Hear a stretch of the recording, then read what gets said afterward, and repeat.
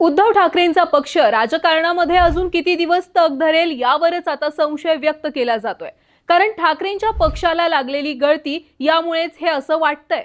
नुकत्याच 6 खासदारांनी पक्षामध्ये बंड केल्यानंतर ठाकरेंचे आमदार सुद्धा फुटणार अशी चर्चा जोरात सुरू होती। याच चर्चेला आता अगदी सकस खतपाणी मिळालंय। कारण उद्धव ठाकरेंच्या सोबत कायम असणारे आणि आपली निष्ठा कायम ठाकरेंसोबतच असं म्हणणारे ठाकरेंचे विधान परिषदेचे आमदार अंबादास दानवे जिल्हा बँकेची निवडणूक ही महाविकास आघाडी नव्हे तर महायुतीमधून लढतात। दानवेंनी महायुतीतून अर्ज दाखल केल्यानंतर सगळ्यांच्याच भुवया खरं तर उंचावल्या। पण दानवेंनी महायुतीतून लढण्याचं नेमकं का ठरवलं, यामागे स्थानिक राजकारण काय आहे आणि भविष्यात अंबादास दानवे उद्धव ठाकरेंना सोडून शिंदे गटामध्ये जातील असं का बोललं जात आहे, याचबद्दलची सविस्तर माहिती आजच्या व्हिडिओमध्ये जाणून घेऊयात। नमस्कार। बघा, सुरुवातीला हे पाहू की दानवे नेमके कुठल्या निवडणुकीच्या रिंगणामध्ये आता उतरलेत। छत्रपती संभाजीनगर जिल्हा मध्यवर्ती सहकारी बँकेची निवडणूक होणार आहे। या निवडणुकीमध्ये आतापर्यंत 8 उमेदवार हे बिनविरोध निवडून आलेले आहेत। उर्वरित 12 जागांसाठी निवडणूक होत असून महायुती आणि महाविकास आघाडी यांच्यामध्ये या निवडणुकीत अगदी थेट सामना रंगणार आहे। मात्र सर्वांच्या मनामध्ये हाच प्रश्न आहे की महाविकास आघाडीचं स्वतंत्र पॅनल असताना सुद्धा महायुतीच्या पॅनलमधून ठाकरे गटाचे विधान परिषदेतील विरोधी पक्षनेते अंबादास दानवे यांनी निवडणूक लढवण्याचा निर्णय नेमका का घेतलाय। खरं तर दानवेंच्या या निर्णयानंतर सगळ्यांना हेच वाटलं की दानवे सुद्धा ठाकरेंना रामराम करणार आहेत। कारण महायुती सोबत एवढं कट्टर शत्रुत्व असताना सुद्धा दानवेंनी महायुतीमधूनच लढण्याचा निर्णय घेतला। आणि सर्वात महत्त्वाचं म्हणजे हा निर्णय उद्धव ठाकरेंनी मान्य कसा केला। मुळातच दानवे महायुतीमध्ये जातील हे फक्त आत्ताच्या त्यांच्या निर्णयावरून बोललं जात नाहीये, तर याआधी सुद्धा दानवे महायुतीत जातील अशा चर्चांसाठी अनेक पोषक घटना या घडलेल्या होत्या। त्यातली पहिली घटना म्हणजे एका महिन्यापूर्वी दानवे आणि शिंदे गटाच्या अब्दुल सत्तारांनी एकमेकांची घेतलेली गळाभेट। समृद्धी महामार्गावर अंबादास दानवे आणि अब्दुल सत्तारांनी अगदी हसत हसत एकमेकांची गळाभेट घेतली होती। त्यावेळी सुद्धा सर्वत्र हीच चर्चा झाली की दानवे लवकरच शिंदे गटात जातील।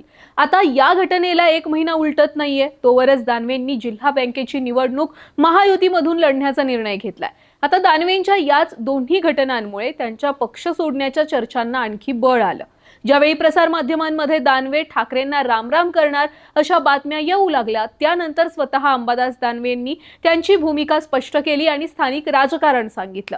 जिल्हा बँकेची निवडणूक महायुतीतून लढण्याबाबत दानवे असं म्हणाले की या निर्णयामागे कोणताही पक्षीय किंवा राजकीय हेतू नाहीये।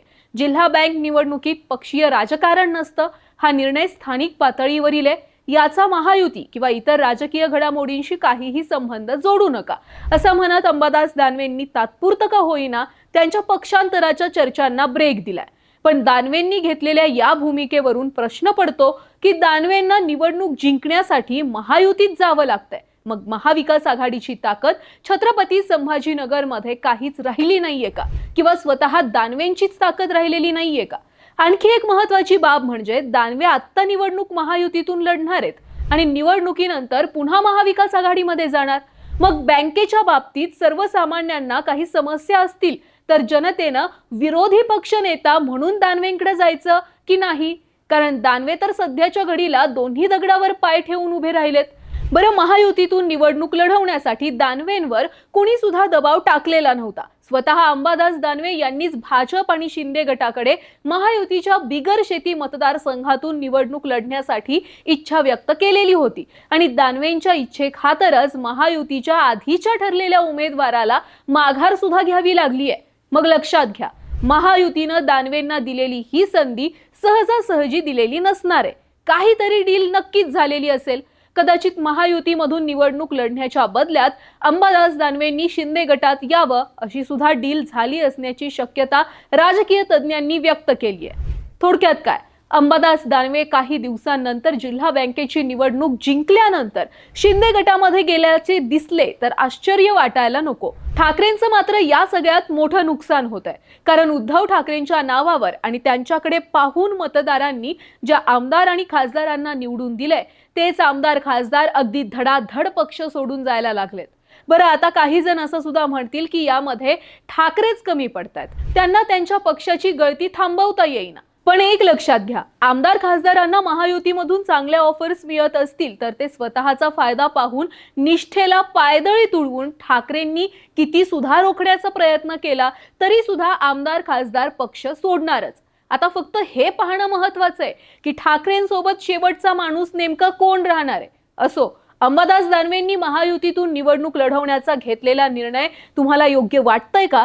आणि लवकरच अंबादास दानवे शिंदे गटामध्ये जातील असं सुद्धा तुम्हाला वाटतंय का? तुमची प्रतिक्रिया कमेंटमध्ये आम्हाला नक्की सांगा. आणि हो, ऑनलाईन नेताला फॉलो आणि सबस्क्राईब नक्की करा.